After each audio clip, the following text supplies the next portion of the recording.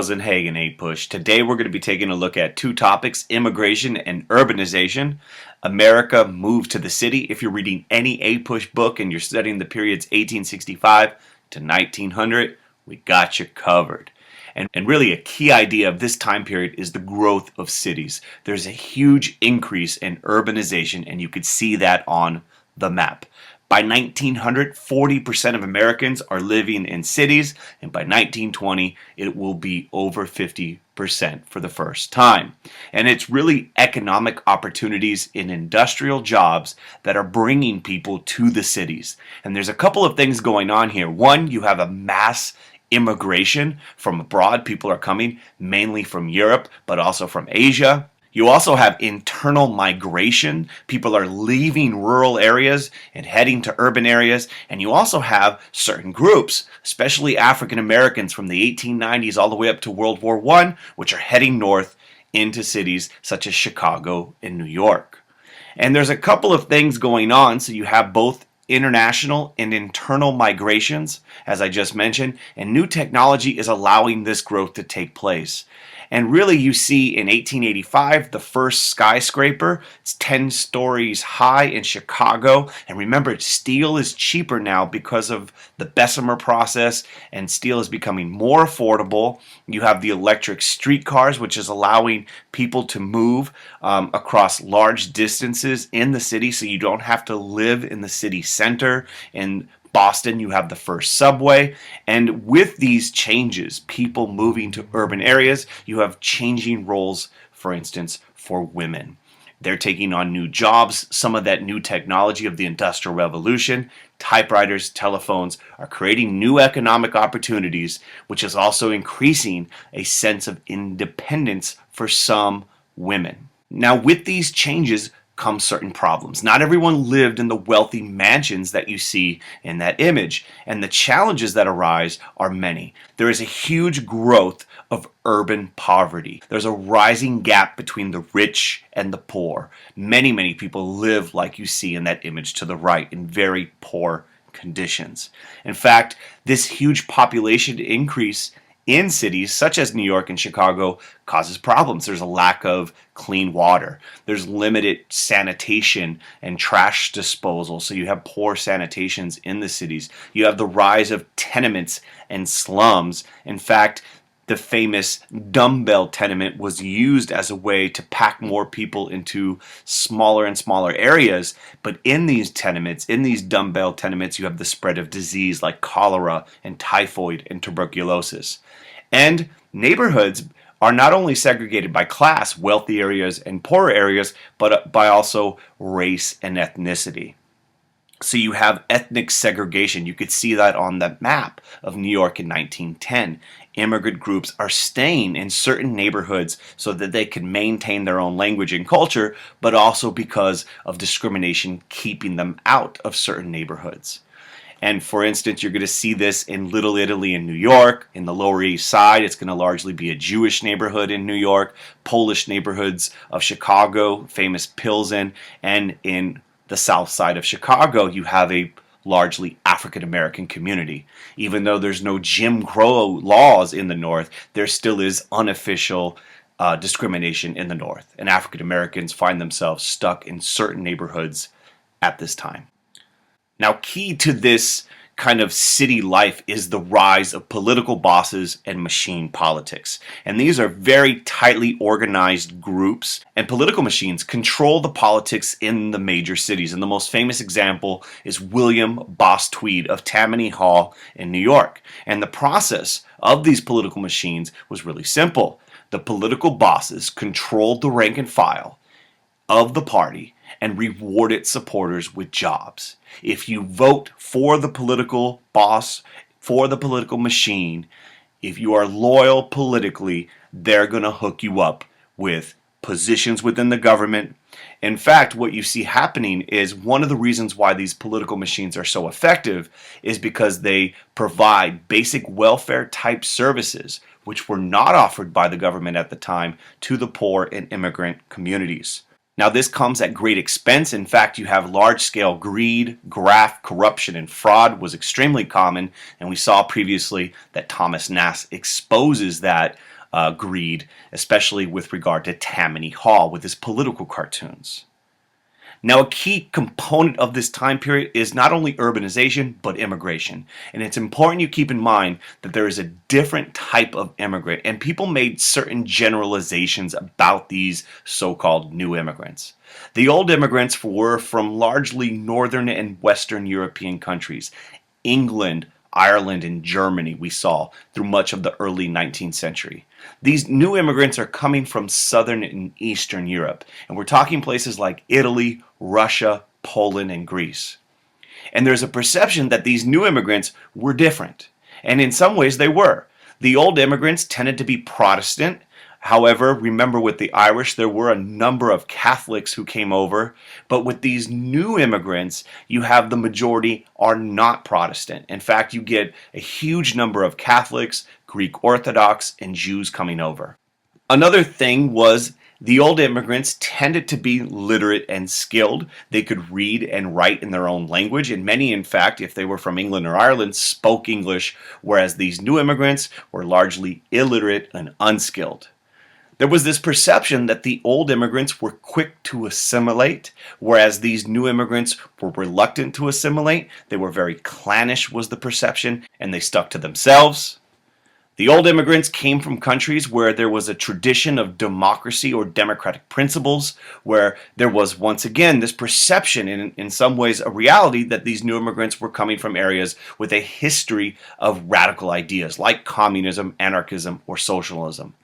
And the old immigrants, especially the Germans and the British, tended to come over, and they were not completely poor. Many of them were middle class, whereas these new immigrants arrived largely poor. And what you see is the reasons these people are coming, these so-called new immigrants, are the same reasons why all immigrants come, and you could be breaking it down into two categories. Pull factors, America's ideals. You have political freedom, you have religious freedom, at least in principle, or the ideal of it. There's stories from previous generations. You're hearing about this, mythic place, America. And key, really, though, in this time period is the jobs created by the Industrial Revolution. There was economic opportunity. And that's why you have this unprecedented large number of immigrants coming over during this period of the Gilded Age.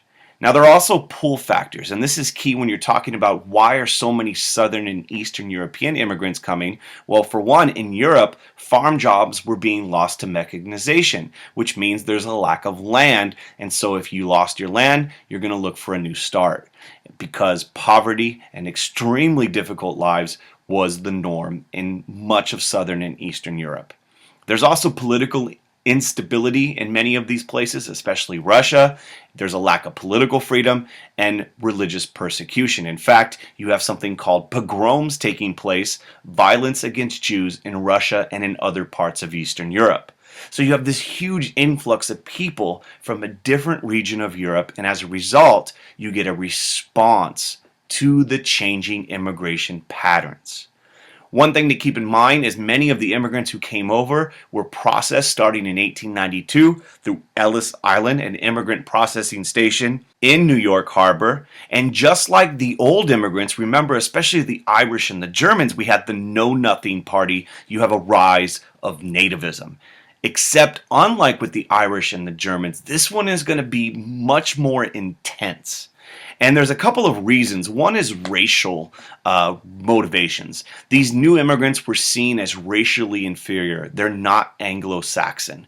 There's economic reasons. There's this feeling that they took jobs, immigrants took jobs and lowered wages. In fact, many labor unions oftentimes oppose these immigrants coming in and will not allow immigrants to join the union.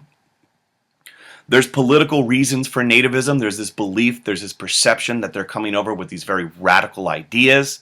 And there's religious. They're not Protestant, which, although we are technically a country with freedom of religion, many people at this time are viewing America as a Protestant nation. And as a result, you are going to have attempts at exclusion. In fact, you're going to see policies of discrimination being pursued. We've already seen this with the Chinese Exclusion Act. Chinese immigrants were not under the category of new immigrants, that is Southern and Eastern European immigrants, but you are going to see groups like the American Protective Association, which was an anti-Catholic group made up of American Protestants, and they really wanted to keep Catholic immigrants from Southern and Eastern Europe out of America. You also have, throughout the decades, literacy tests being proposed. They are vetoed by various presidents, but in 1917 they are passed. And this was intended to keep the undesirable, the uneducated immigrants, once again, largely from Southern and Eastern Europe, out of America. And an important period of time that we're going to learn about in another video is in the 1920s. You're going to see the passage of quota acts, which will severely restrict immigrants from Southern and Eastern Europe. Another thing you should keep in mind is the various attempts undertaken to deal with the problems posed by urbanization and immigration. And really, one of those is the social gospel movement, and key to that movement is this guy, Walter, that guy. And the basic principle of the social gospel movement was that Christians had a responsibility to deal with urban poverty. And as Christians, you must work to help those in need. There's also the Salvation Army, which comes over from England in 1879, and their basic idea is providing poverty relief while spreading Christian values. You also see that with the Young Man's Christian Association, the YMCA and the YWCA, also promoting Christian values. And you see this very often. These reform movements are focusing on moral improvement of the poor or immigrants, Americanization in these attempts to help those in need. Unique is the settlement house movement because they are unique in the sense that they live amongst the poor and in immigrant communities. And Jane Addams is the key figure in this movement in the U.S. when she establishes Hull House in Chicago in 1889.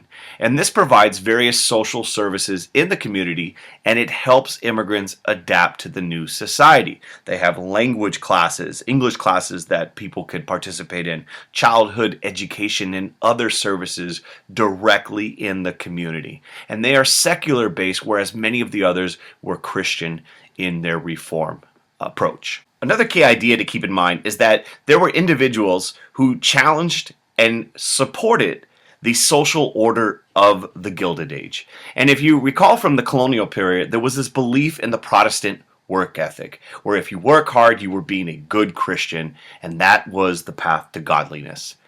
And you see during the Industrial Revolution the popularity of people like Horatio Alger, who wrote dime novels such as Ragged Dick and Struggling Upward.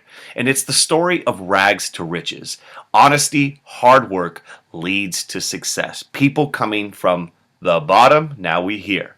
And this idea of the American dream, if you want to call it that, was reinforced by experiences of people such as Andrew Carnegie, who comes over from Scotland as an immigrant and becomes one of the most wealthy men in the world. Now, the reality is there were many, many more examples of people not going from rags to riches. And what you see during this time period are a growing number of critics of the industrial pro-business climate of the Gilded Age. Remember, we had those people who talked about the gospel of wealth that justified their success at the top, and social Darwinists and others. But you get these whole groups of thinkers such as Henry George, who wrote Progress and Poverty. And what he does is he critically examines the inequalities in wealth caused by industrialization and laissez-faire capitalism. And you have others such as Edward Bellamy, who wrote a utopian novel called Looking Backward, about a utopian socialist society that has fixed the social and economic injustices of the time by adopting socialist principles. And what you see over and over again is people struggling to make sense of this new world of wealth and poverty and everything in between.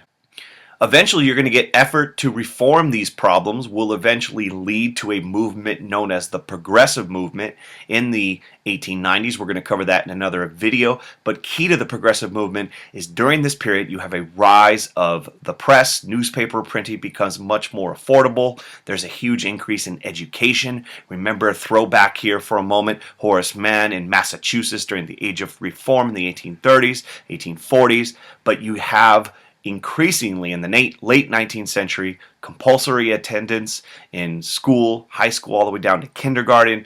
Tax-supported schools were becoming more accessible, not just in northern cities, and illiteracy rates were dropping more and more. Finally, African Americans are going to have their own unique experiences and approaches to this era they find themselves in.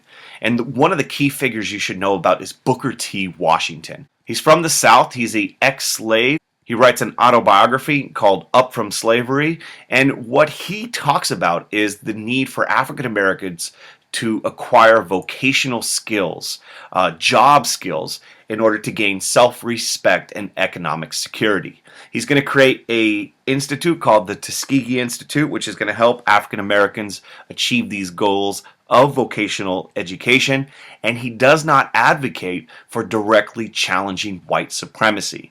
And some people are going to accuse him of being an accommodationist because of his gradual approach, this so-called accepting racism and just focusing on self-help.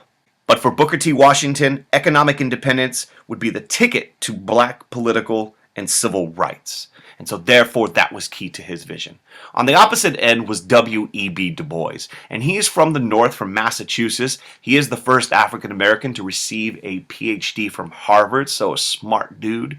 And he helps create the National Association for the Advancement of Colored People in 1909, the NAACP. And he is different from Booker T in that he demanded immediate political and social equality for black people. That African Americans should become intellectuals and resist prejudice and racism wherever they could.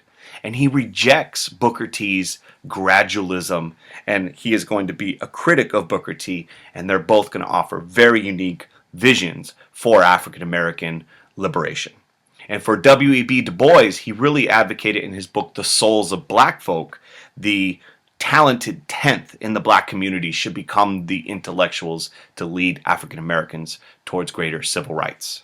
Finally, we're done. If the video helped you at all, do me a solid. Click like on the video. If you have any questions, post a comment. Tell your friends to subscribe because I know you already have. And keep on working on getting that 5 and APUSH. Get that college credit.